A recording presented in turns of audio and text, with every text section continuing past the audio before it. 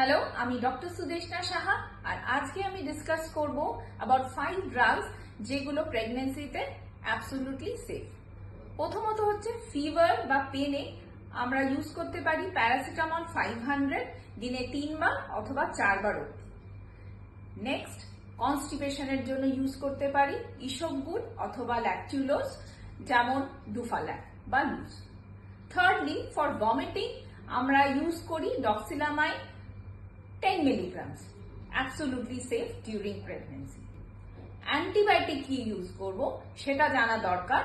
আমরা ইউজ করতে পারি সেফলি হচ্ছে অ্যামক্সিসিলিন, অ্যাজিথ্রোমাইসিন, সেফিক্সিন। নেক্সট হচ্ছে খুব কমন প্রবলেম প্রেগনেন্সিতে হয় হচ্ছে অ্যাসিডিটি অ্যান্ড গ্যাস্ট্রাইটিস।